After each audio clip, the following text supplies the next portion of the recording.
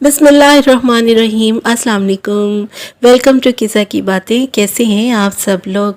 दोस्तों, आज हमने बीफ की कढ़ाई बनाई घर में और कुछ हड्डियाँ और बोटियाँ बच गई।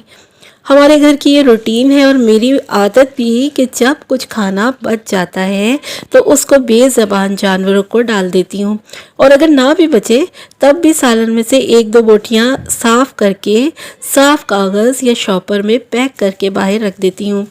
और यकीन करें कि बिल्ली अक्सर इंतज़ार कर रही होती है इस खाने का। आज बाहर बारिश भी हो रही है मगर फिर भी मैंने डाल ही दिया। ऐसा करने के पीछे एक लॉजिक है।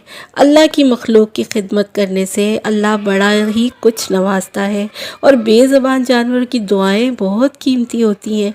आपको हज़रत बाकिर बिल्ला रहमतुल्लाह अलैह का एक वाक़या सुनाती हूँ जो इस वक्त मुझे याद आ रहा है। एक मर्तबा का जिक्र है कि हज़रत बाकिर बिल्ला रहमतुल्लाह अलैह तहज्जुद की नमाज के लिए उठे।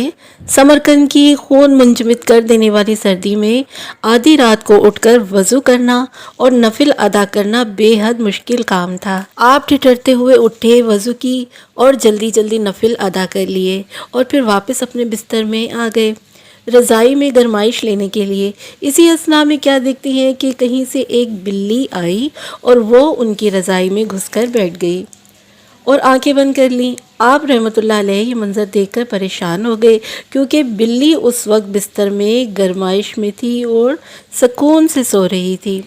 हज़रत बाकिर बिल्ला ने सोचा कि अगर मैं बिस्तर में बैठने के लिए रज़ाई हिलाऊंगा तो बिल्ली की आंख खुल जाएगी, उसकी नींद ख़राब होगी। लिहाजा शदीद ठंड में आपने बिस्तर में जाने का इरादा उस बिल्ली के आराम को मलहूज़े खातिर रखते हुए तर्क कर दिया। आप फरमाते हैं कि फिर मैंने एक ख्वाब देखा जिसमें मुझे कहा गया कि आप एक जानदार की तकलीफ़ का इतना ख्याल करते हैं, अब इसका आपको इनाम भी मिलेगा कि आप हिजरत करके इंडिया की तरफ जाएं। वहाँ आपको एक बंदा मिलेगा जो बैत होगा और वो अल्लाह का बहुत बड़ा वली बनेगा। लिहाजा हज़रत ख्वाजा बाकिर बिल्ला रहमतुल्लाह अलैह समरकंद से हिजरत फरमाकर दिल्ली तशरीफ़ ले आए। यहाँ हज़रत मुजद्दिद अली सानी आप से आकर बैत हो गए। दोस्तों, सिर्फ एक बिल्ली का ख्याल करने पर अल्लाह ने क्या इनाम अता फरमाया, सुभान अल्लाह। दोस्तों, कुत्ते और बिल्ली का ख्याल करने से अल्लाह की तरफ से इनाम मिलता है। इसी तरह एक वाक़या मशहूर है कि बनी इसराइल की एक खातून फाहिशा औरत थी। उसने एक कुत्ते को देखा जो कि बहुत ही प्यासा था। प्यास की शिद्दत से उसकी ज़बान बाहर निकल आई थी। शदीद गर्मी का मौसम था, वहाँ करीब ही एक कुआं था। उस औरत ने क्या किया कि अपने जूते को अपने दुपट्टे से बांधकर कुएं में डाला और जूते में पानी भरकर कुत्ते को पिला दिया, क्योंकि उसके पास उस वक्त कोई ऐसी चीज़ मौजूद न थी जिसमें वो पानी भर के पिला सकती। जब उस कुत्ते ने पानी पिया और खुश हुआ तो अल्लाह ने उस औरत के ज़िना जैसे गुनाह को भी माफ़ फरमा दिया।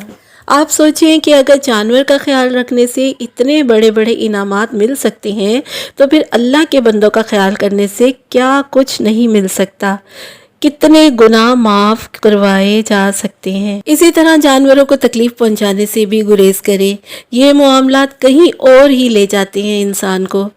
एक शख्स हज़रत अली रज़ी अल्लाह अन्हो की खिदमत में हाजिर हुआ और अर्ज़ करने लगा, या अली, मैं रोज़ काम पे जाता हूँ मगर मुझे इस तरह से कामयाबी नहीं मिलती जिसका मैं अहल हूँ, और ना ही दिन भर सुकून मिलता है।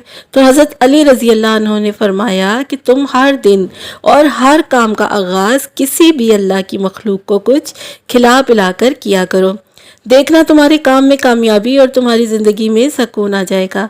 उसने कहा, या अली, मेरे दामन में इतनी गुंजाइश नहीं कि मैं रोज़ाना किसी न किसी को कुछ खिलाऊं। हज़रत अली ने मुस्कुराकर कहा कि क्या तुम्हारे घर में एक अनाज का दाना तक नहीं है?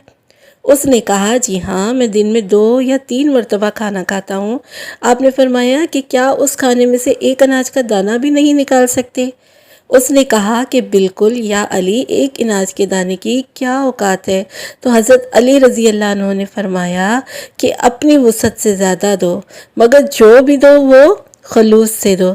अगर तुम सिर्फ एक अनाज का दाना अपने दिन की ग़िज़ा में से निकाल कर अल्लाह की मखलूक को खिलाओ کسی پرندے کو کھلاؤ، کسی کیڑے کو کھلاؤ، کسی چونٹی کو کھلاؤ، تو اس مخلوق کی دعا سے تمہارے آنے والے کام بننا شروع ہو جائیں گے اور تمہارے رزق میں برکت ہونا شروع ہو جائے گی، کیونکہ اللہ اپنی مخلوق سے پیار کرتا ہے۔ تم اس کی مخلوق کو اپنے حصے میں سے رزق کھلاؤ گے تو وہ اپنی رحمت سے تمہیں مالا مال کر دے گا۔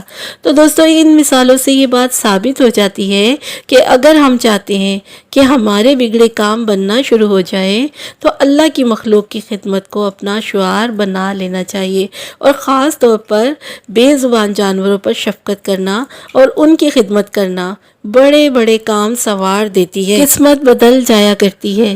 آئیے آج سے عہد کرتے ہیں کہ نہ صرف ہم خدمت خلق میں انسانوں کا خیال رکھیں گے بلکہ بے زبان جانوروں، چرند پرند سب کا خیال رکھیں گے۔ انشاءاللہ اللہ ہم سے ضرور راضی ہوگا۔ اپنا خیال رکھیے گا اس دعا کے ساتھ کہ اللہ ہمارے دل کے تاروں کو اپنے دل سے جوڑے رکھے۔